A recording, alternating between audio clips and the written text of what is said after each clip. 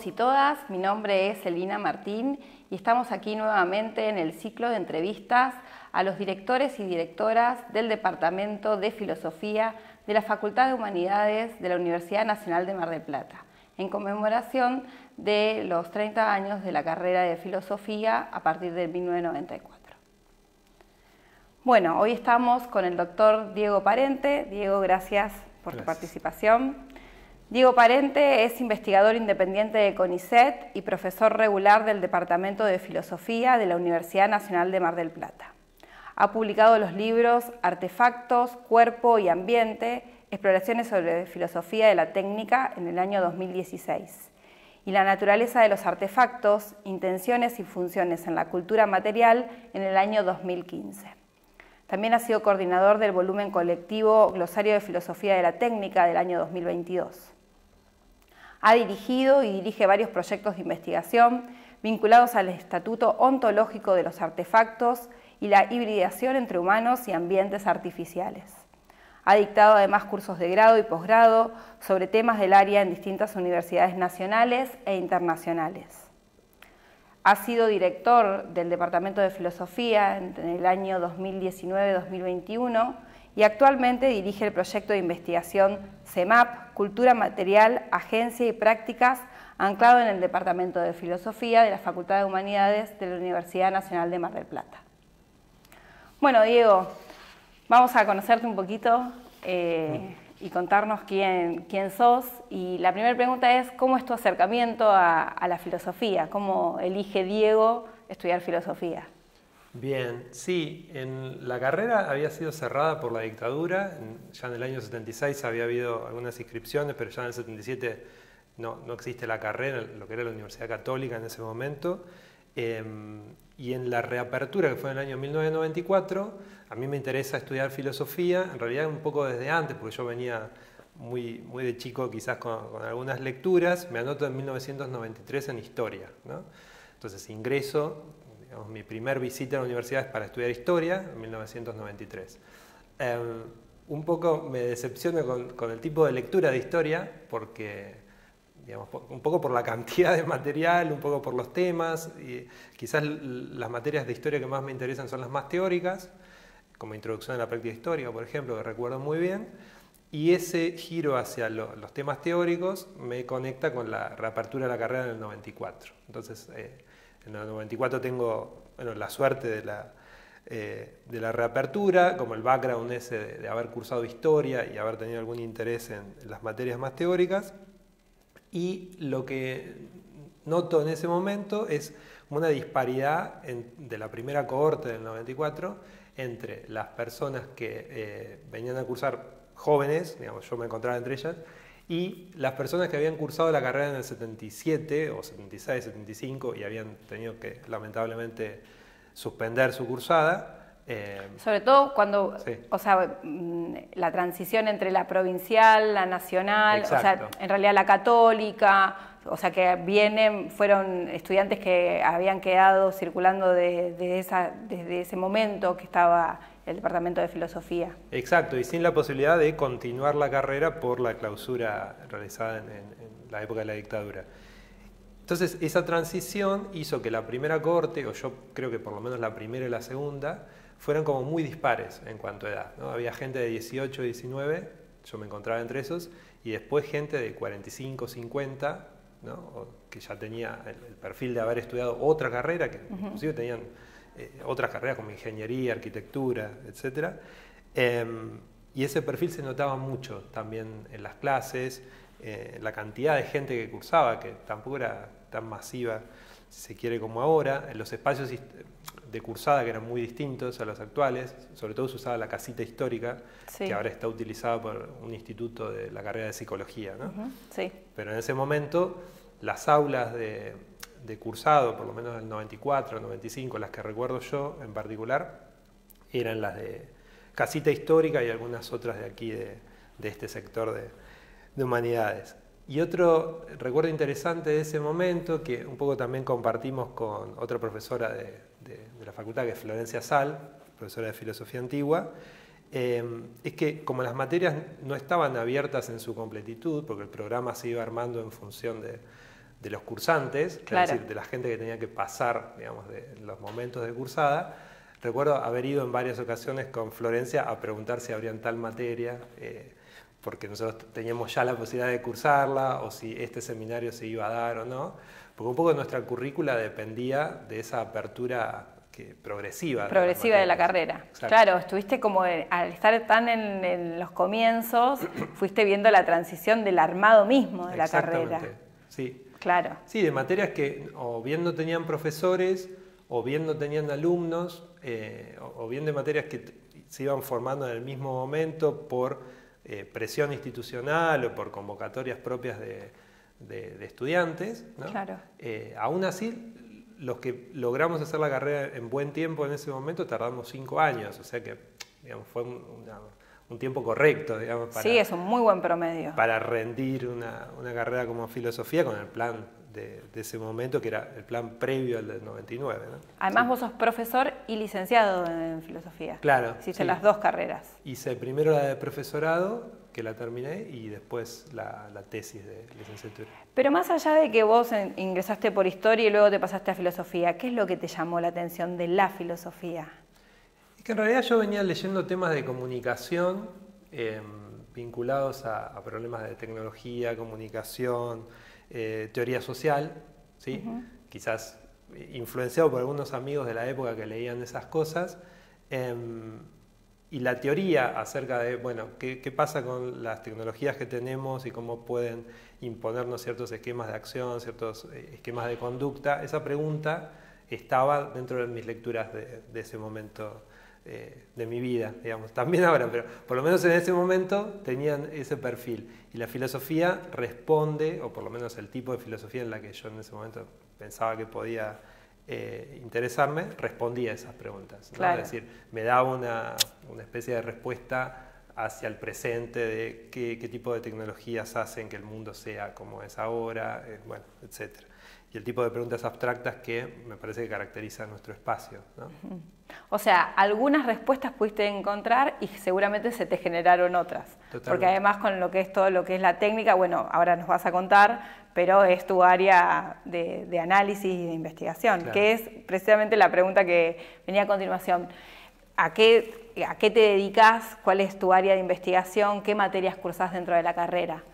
Sí, mi área de especialidad es la filosofía de la técnica, que es un área relativamente reciente, por lo menos comparada con metafísica o comparada con ética, es decir, con disciplinas que quizás tienen más de 25 siglos. Claro. Pero en particular la filosofía de la técnica es una disciplina nueva del siglo XX, o su institucionalización es del siglo XX, y me interesan los problemas ontológicos, epistemológicos y axiológicos en torno a la tecnología. Digamos, mis proyectos en CONICET tienen que ver con eso, soy investigador de CONICET y mis proyectos tienen que ver con la hibridación entre humanos y ambientes artificiales, digamos, cómo algunas modalidades de conducta humanas están influenciadas o condicionadas por los entornos técnicos en los que nos desarrollamos. Claro. O sea que no es una pregunta muy distinta a la pregunta por la que ingresé a la carrera, pero bueno, de alguna manera fue refinada, espero que haya sido refinada. No, bueno, y además con los avances tecnológicos también se va profundizando. Es que ese es el tema, es un tipo de pregunta que no puede hacerse a espaldas de la historia, ¿no? Es decir, uno puede hacer metafísica conceptual sin mirar las transformaciones históricas, porque claro, hay algo del núcleo conceptual que permanece y se puede jugar ese juego de hacer la pregunta metafísica. En cambio, la pregunta por la tecnología no se puede hacer a espaldas de las transformaciones tecnológicas vigentes, porque son las que, de alguna manera, sirven de ejemplo para las mismas preguntas, ¿no? Claro, además es como una reflexión que se da, más allá de que las reflexiones en filosofía siempre son en continuo, pero en esta tiene la particularidad de que además se te renueva la tecnología. Y sí, cómo sí, es la hibridación precisamente que vos los tipos de hibridación que esta tecnología genera son nuevos, son cada vez nuevos y se generan bucles de retroalimentación que hacen que lo que uno considera tecnología en un momento quizás no es tecnología en otro, y a la inversa, ensambles que uno pensaba que no eran tecnológicos los comienza a ver como tecnológicos. Entonces, sí, efectivamente hay una realidad tecnológica que opera sobre la misma indagación que hacemos nosotros como investigadores. Y a su vez en ese contexto tenemos un proyecto de investigación, que es este proyecto que comentabas al principio, que es un proyecto radicado en la Facultad de Humanidades, Cultura Material, Agencia de Prácticas, que trabaja en torno a estos temas de filosofía de la técnica en un sentido bastante amplio, porque tenemos becarios, becarias, tesistas de diversas perspectivas disciplinares, ¿no? Porque no son todos de filosofía, es decir, tenemos gente de agronomía, gente de antropología, gente de sociología, es decir, gente que se acerca al fenómeno tecnológico desde perspectivas o prismas bastante distintos. Y es interesante... Qué lindo que la filosofía los nuclee también. Sí, a mí me parece que la filosofía un poco tiene esa función, ¿no? de nuclear aspectos que podrían aparecer inarticulados. Bueno, la filosofía logra con una pregunta armar la trama. Totalmente. Para que estas perspectivas puedan dialogar. Lo cual no es fácil, no digo que sea fácil, pero efectivamente es nuestro trabajo, ¿no? Claro, no es fácil y es problemático, que es básicamente a lo que se dedica la filosofía. Y en ese contexto del CEMAP, digamos, no solo hacemos actividades tradicionales como congresos, ponencias, presentación de proyectos, etcétera, sino que también estamos preocupados por la comunicación CIT, por la comunicación de ciencia y tecnología. Tenemos un podcast, tenemos redes, sitio web. Entonces, tratamos de... ¿Tenés un canal de YouTube? El canal de YouTube con el ciclo de conversaciones. Entonces, tratamos de volcar nuestra investigación, de alguna manera, en este momento en que se le pide a la ciencia, o que la ciencia está siendo objeto de persecución en varios niveles. Bueno, la comunicación CIT me parece fundamental. Claro. ¿Sí? Es decir, el registro de la comunicación CIT para que, digamos, llegue a sectores que quizás no van a entrar nunca a la universidad, pero se puedan enterar de qué se investiga en la universidad y con qué líneas de apertura, ¿no? Y aparte trabajás en la facultad, bueno, sos docente de la casa, en la materia de antropología filosófica. Sí, soy docente en antropología filosófica, que es una materia de segundo año, ¿sí? Es decir, es una materia que recibe estudiantes más bien jóvenes, ¿bien? Y después los encontrás en tus seminarios. Y después, las otras funciones del cargo que tengo, del cargo regular, las cumplo en un seminario. Ese seminario se hace siempre en el segundo cuatrimestre y es un seminario de filosofía de la técnica más tradicional, que venimos haciendo desde 2011. Justo estaba viendo eso, que se cumplen 13 años de ese seminario, que es importante históricamente, digamos, que un seminario de filosofía de la técnica tenga esa institucionalidad dentro de una carrera de filosofía. Está buenísimo. Es un clásico ya de la carrera. Y digamos que sí, y está bueno que, sin ser una materia, porque la materia filosofía de la técnica existe en otras universidades como una materia de grado, en realidad en dos, en la Universidad de El Salvador y en la Universidad de Río Cuarto. Son las únicas que tienen filosofía de la técnica como una materia de grado obligatoria. En el resto de Argentina no, o sea que esa institucionalización no es sencilla, pero bueno, que haya un seminario con estas características a nosotros, al grupo en particular, nos pone muy orgullosos, ¿no? Porque bueno, forma parte de cierta solidez del espacio de investigación que tiene que ver un poco con los temas también que hoy en día están en la agenda pública, ¿no? Sí, no, y además también indica que hay un interés por parte del estudiantado, porque 13 años que se presente el seminario y que tenga alumnos y alumnas, quiere decir que es un tema que interesa. Totalmente, y se han formado redes de filosofía de la técnica que que desde mi perspectiva son fundamentales para cualquier tipo de indagación, porque hacer filosofía en solitario es muy complicado, es prácticamente imposible, pero el modelo de hacer redes federales, redes de investigaciones que encuentran algún punto de comparación o con un punto de contacto, sirve también para otros modelos como el de antropología filosófica, que tenemos una red intercátedras de antropología filosófica. Sí, que vos formás parte, vi en tu currículum que formás parte de distintas redes a nivel provincial y nacional de la antropología filosófica. Sí, esta es una red que abrimos en el 2021 y que nuclea a todas las cátedras de antropología filosófica de Argentina. Y está buenísimo eso por el funcionamiento súper diverso que tienen las cátedras a nivel de contenido, a nivel de constitución, a nivel de en qué momento de la carrera está. Entonces es un espacio de aprendizaje también para situar digamos, la producción de antropología filosófica propia en este contexto argentino, ¿no? ¿Y qué se estudia en antropología filosófica? ¿Con qué se encuentran los y las estudiantes en tu materia? A nivel genérico, uno podría decir que la pregunta de antropología filosófica fundamental es la pregunta por la naturaleza humana, es decir, qué es lo que nos hace humanos como tales, ¿sí? ¿Cuál es nuestra particularidad? ¿Qué es lo que nos diferencia de otras entidades? Ya sea estas entidades, las máquinas, los artefactos, los animales, lo que fuere, ¿no? Entonces, es una pregunta muy, muy genérica, que a su vez es una pregunta en un punto ontológica, porque tiene que ver con cualidades que harían a esta entidad humana, diferente de otras entidades. Esa es como una primera aproximación, ¿no? Es decir, ¿qué nos hace diferentes?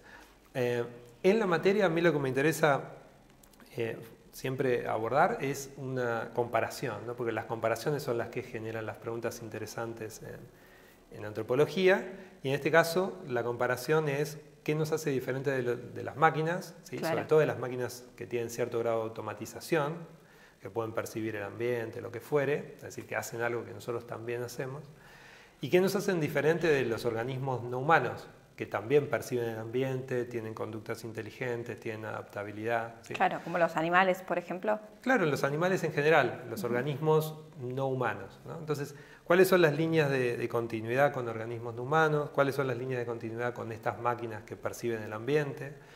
Es interesante porque da cuenta de problemas que tienen 25 siglos de historia, por ejemplo, si somos animales racionales, Claro, ¿no? sí. Es una pregunta de la filosofía antigua, pero también permite pensar casos del siglo XXI como cuáles son los regímenes éticos que tiene un auto automático, ¿no? Es decir, un auto que conduce sin conductor humano y que de alguna manera está programado para esquivar obstáculos de diverso calibre o lo que fuere, que involucra una pregunta por, bueno, cuáles son las condiciones éticas de este agente que es una máquina, ¿no? Que es una máquina. Muy bien. Bueno, ahora vamos a pasar entonces un poco a lo que es vos como director, ¿sí? Durante el 2019-2021. ¿Cuál era el contexto en el cual se desarrolló tu cargo? Bien.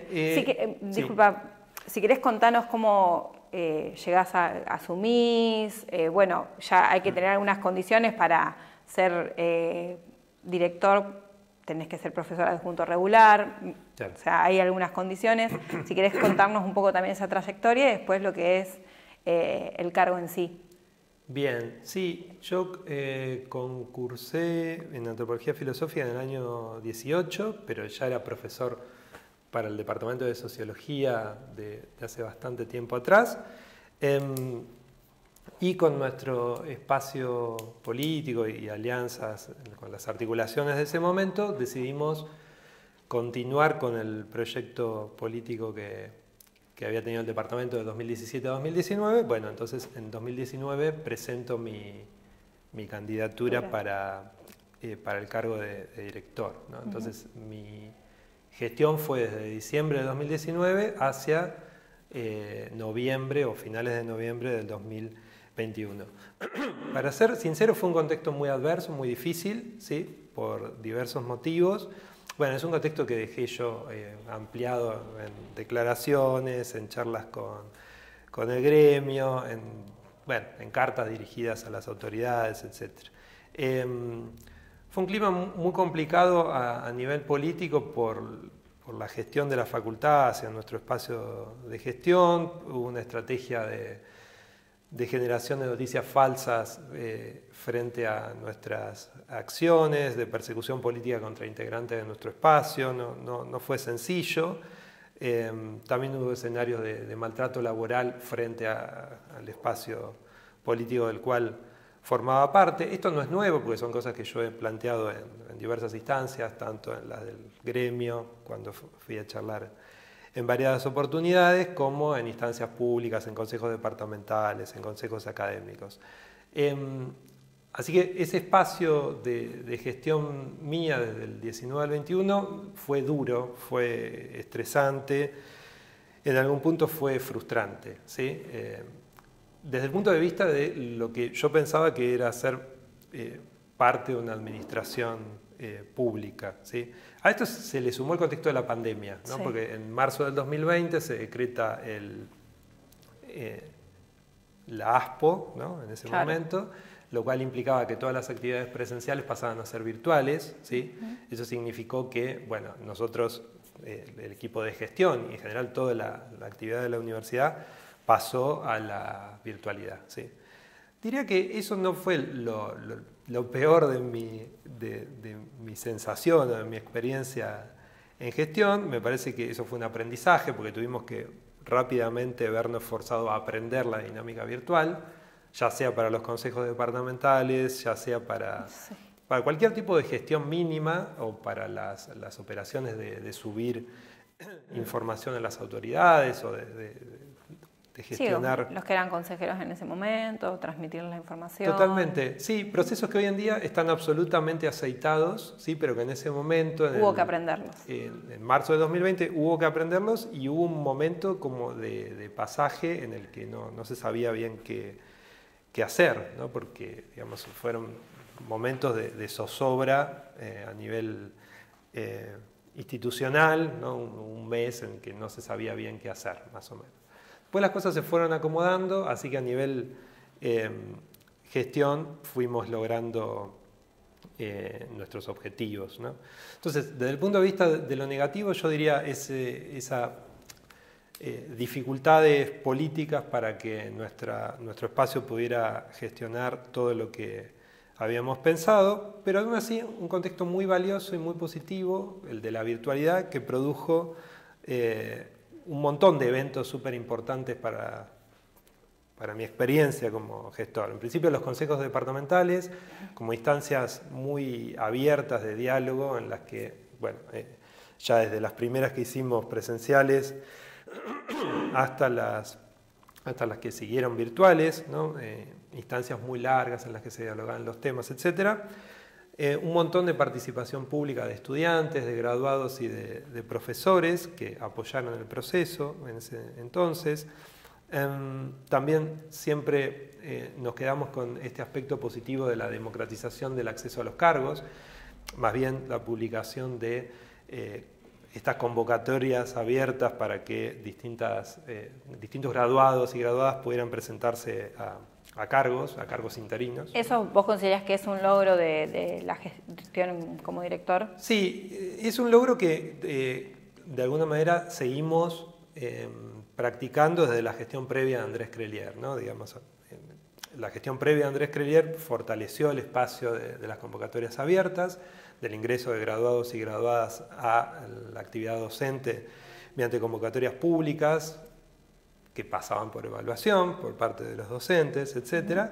Eso se dio del 2017 a 2019. Cuando yo asumí en 2019, profundicé esa estrategia de todo cargo que necesitaba ser, digamos, cubierto, ya sea por una suplencia, ya sea por un concurso que todavía necesitaba todavía el registro y la trayectoria propia del concurso, bueno, ser cubierto por ese tipo de modalidad, que a su vez se discutió dentro del Consejo Departamental y que tuvo mucho consenso. ¿Con el registro de antecedentes? Exacto, tuvo un consenso tal que generó que hubo registros de antecedentes que tenían más de 15 o 20 personas inscritas, ¿sí? Entonces, ¿cómo leímos nosotros este fenómeno? Bueno, esta cantidad de graduados existe en la comunidad marplatense, claro, y quiere competir en términos de este cargo, ¿sí? En condiciones de transparencia y de visibilidad, ¿no? Bueno. Y vos mencionaste también el tema de lo duro que fue por tu espacio político. Anteriormente, vos como estudiante, ¿participabas políticamente? Sí, yo tuve participación como estudiante. Quizás en el momento en que yo cursé la carrera no había una... Yo terminé la carrera en el año 99 y si por lo que recuerdo, las primeras formas de expresión política dentro del departamento ya son del año 2000, 2001, ¿no? Tienen que ver con esa confluencia con el espacio nacional o con las controversias más nacionales. Así que si participé como estudiante, participé de manera más lateral, porque no había una expresión, si se quiere, institucional. Claro. Sí participé como graduado. De hecho, fui representante graduado de la Asamblea de Filosofía en varios periodos como un consejero graduado que asistía a los consejos departamentales, así que ahí cumplí mi rol como consejero graduado y más adelante como consejero docente. ¿No? Pero no recuerdo bien si del 94 al 99 hubo alguna expresión política. Yo entiendo que no, porque si no me hubiera sumado y porque la carrera todavía estaba en ciernes, ¿no? Es decir, tampoco generalmente había masa. Al no estar tan institucionalizada la carrera, la participación política viene posterior o en simultáneo, pero va como siempre un poco más atrás porque tiene que formarse también para que dé lugar al Consejo Departamental. Totalmente. Hay una cuestión institucional. Sí, no había espacios de representación solidificados, para decirlo, o sea, en ninguna instancia. Entonces, la expresión política era o más bien testimonial o se expresaba en cartas, no sé, no me acuerdo bien cómo era. Sí, posteriormente mi participación como consejero graduado, ¿no? En ese momento sí. Pero bueno, otro aspecto positivo que está bueno resaltar de la gestión del 2019-21 es la apertura de espacios de discusión académica, de realización de muchos eventos, entre ellos ciclos de conversaciones, virtuales, por supuesto, porque ya no se podía hacer nada presencial, pero estamos orgullosos también de la organización del evento macro que fue el AFRA del 2019, el Congreso Nacional de Filosofía, claro, de AFRA, Asociación Filosófica de la República Argentina, que nucleó a cientos de investigadores y que, bueno, tuve la oportunidad de claro que se realizó acá en la ciudad. Sí, sí, exacto, en el aula magna de la universidad, y fue un evento súper importante para Mar del Plata porque no es un evento que se produzca muy seguido y las ciudades van mutando mucho. El anterior creo que había sido 1995, que yo había estado como estudiante, y en este del 2019 me tocó estar como director de la carrera y abriendo el evento. Claro, había sido en el 95, de hecho, sí. El anterior acá en Mar del Plata había sido en ese año. Bueno, ¿y qué expectativas tenés sobre la carrera? ¿Expectativas en qué sentido? ¿Qué esperás de la carrera de filosofía a nivel académico, a partir de sus graduados? Vos mismo mencionaste que has sido representante de los graduados, o sea, hay ahí ¿qué esperás que la carrera de filosofía brinde a la comunidad de humanidades y a la comunidad educativa en general también? Sí, ahí también tengo una especie de sensación... Y científica, por supuesto. Sí, tengo también una especie de sensación agridulce, ¿no? Por un lado tengo unas expectativas muy positivas si me fijo concretamente o percibo algunos aspectos relacionados con los estudiantes, ¿no? Es decir, yo veo un nivel de interés de los estudiantes en las materias muy, muy importante, un nivel de inscripción también cuantitativo, que vengo también percibiendo en relación con otras comunidades de filosofía del país, ¿no? Es decir, comunidades quizás de ciudades más pequeñas o de ciudades más grandes, perdón, que tienen inscripciones más bajas que filosofía en Mar del Plata. Así que desde el punto de vista de la cantidad de estudiantes que están comprometidos con la carrera, la verdad que mis expectativas son muy positivas porque, digamos, es importante que haya una masa crítica para que un proyecto pueda solidificarse. En particular veo mucha gente interesada en antropología filosófica y en particular en el seminario, así que eso también genera como un ambiente positivo que se traduce en ascripciones o personas que se acercan al grupo de investigación o que se acercan como ascriptos y ascriptas a trabajar en la materia. Y en particular me interesa también cómo se llevan estos estudiantes nuevos con las nuevas modalidades de interacción. Yo pensaba, bueno, cómo se llevan con las apps, cómo se llevan con la experimentación propia de la pandemia o de lo que dejó la pandemia, ¿no? Es decir, las formas de estudio, claro, de lectura, las formas de preparación de exámenes, de preparación de trabajos que ha dejado la virtualidad, porque nuestras condiciones fueron muy distintas para estudiar la carrera y para generar exámenes y demás. Y eso es un desafío también para nosotros como docentes, porque bueno, tenemos que imaginar nuevas formas de evaluación, por una parte, nuevas formas de generar interés en temas que quizás no van a ser las formas que utilizábamos hace 20 años, etc. Así que desde el punto de vista de ese aspecto estudiantil, la cantidad de estudiantes, los temáticos, me parece que mis expectativas son muy positivas, pero también tengo que, para ser sincero, decir algunas cosas que me generan expectativas negativas. Yo creo que hay, desde el diciembre del 21, hay un deterioro en la carrera, en el cogobierno de la carrera. Nuestra lista docente fue proscripta en el 2023, de manera que no pudimos participar como un espacio político, ¿sí? Por diversos motivos, de modo que nuestra voz como espacio político no está hoy en día presente en las discusiones institucionales. Ese es un aspecto que claramente veo como negativo. Veo también que el espacio de graduados y de estudiantes se está reduciendo al nivel de su impacto en la carrera, es decir, que cada vez sus voces interesan menos, ¿sí? Dentro de la gestión del departamento. A su vez veo, volviendo a un tema anterior, que los circuitos institucionales para la selección de docentes sigue una lógica que va ajena o contraria a la lógica que habíamos pensado nosotros en nuestro espacio político, es decir, convocatorias abiertas, registros de antecedentes públicos, evaluación institucional y visibilidad de los registros, ¿no? Es decir, el Departamento de Filosofía no está haciendo eso, por lo menos desde diciembre de 2021, y me parece importante señalarlo como un posible deterioro, porque no es solamente que el departamento o las materias pueden deteriorarse porque los profesores elegidos no pasan por sistemas de evaluación, que es uno de los fenómenos que se puede dar y que yo efectivamente creo que se viene dando, sino que hay una generación de dificultades para el campo de graduados y graduadas de filosofía. Es decir, el campo de graduados y graduadas de filosofía hoy en día no tiene ninguna posibilidad imaginaria de insertarse en la carrera de filosofía debido a sus logros académicos. No hay ninguna vinculación entre lo que ellos hacen académicamente y su posibilidad de insertarse laboralmente en la carrera. ¿Por qué no la hay? Porque las decisiones en torno a cómo se eligen los profesores no pasan por evaluación de ningún tipo, ¿sí?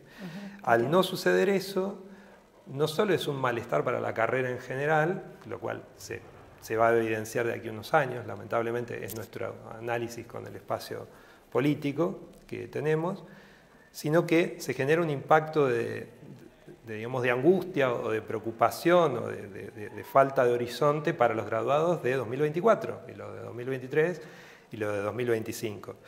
Y a su vez, esto es preocupante porque la universidad es un organismo público que administra fondos públicos, ¿sí? Y todo el fondo público pasa por sistemas de evaluación. Los sistemas de evaluación implican concursos de algún tipo, ¿no? Entonces, la falta de instancias de concurso o la falta de instancias de registro de antecedentes que de alguna manera preceden a los concursos, pero son instancias abiertas, a evaluación, interclaustral, etc., eso no está dado. Entonces, si bien tengo expectativas muy positivas por la fuerza de los estudiantes, veo que hay un deterioro que tiene que ver con esto que va a impactar de aquí a unos años. Muy bien. Bueno, y para continuar, esto respecto a lo de las expectativas y a las críticas también que podés ver al devenir de la carrera. Y para vos, ¿qué significa ser parte de la carrera de filosofía? Más allá, con todo esto que mencionaste, más allá de todo esto, ¿qué te parece vos como docente ser parte de esta carrera? ¿Qué te deja a vos en lo personal? Sí, para mí, un poco como lo planteaba al inicio, es una especie de orgullo, ¿no? De ser parte de la carrera de filosofía, porque, bueno, la Facultad de Humanidades la transito desde 1994, así que ya es como una especie de segunda casa, porque ingresé como estudiante, posteriormente como graduado participé siendo adscripto en materias, posteriormente como profesor. También tuve mi lugar, como decíamos, en el espacio de gestión. Entonces, yo siento que la carrera de filosofía, o más bien la Facultad de Humanidades, tiene algo de familiar como espacio de pertenencia, ¿no? Pero no solamente un espacio de pertenencia laboral, porque ya cuando un espacio laboral se intersecta tanto con tu vida, se intersecta durante más de 30 años. De 30 años. Llega un momento que ya es un espacio vital, ¿no? Un espacio vital en un doble sentido. En principio, porque es un espacio de construcción de sentido, ¿no? Digamos, es un espacio de construcción de sentido colectivo, que me parece que es la única forma de construcción de sentido que tiene lugar o que se puede dar, porque uno puede construir sentido a nivel colectivo, a nivel de un espacio político o a nivel de un espacio de indagación académico o a nivel de un espacio de interés o de articulación con otros espacios distintos. Y eso se logra por la facultad, por los espacios físicos, ya sean los pasillos, o los cafés, los lugares donde uno transita en la universidad. Así que la facultad es un espacio de construcción de sentido. Pero también es un espacio de aprendizaje porque nunca pensé que dar clases fuera solamente una instancia en la que uno transmite conocimiento. No, por el contrario, mi sensación es que todo el tiempo uno tiene que aprender a la fuerza, un poco porque la gente te pregunta, los estudiantes además las preguntas van variando también. Las preguntas van variando, obliga a que uno tenga que leer otras cosas, obliga a que tenga que poner el prisma en fenómenos distintos. Los ejemplos que servían en el año 2005 ya no sirven para el año 2024, es decir, la habilidad para presentar problemas tiene que ir adaptándose al entorno, por una parte, y después porque el intercambio mismo genera una especie de obligación de actualización, ¿no? Es decir, yo la verdad que estoy muy agradecido a mis estudiantes por las preguntas que generan, sobre todo en los seminarios, ¿no? Porque termino aprendiendo de temas o forzándome a aprender de temas que inicialmente no tenía ningún interés en tocar, ¿no? Pero que son después necesarios para tu trayectoria como docente.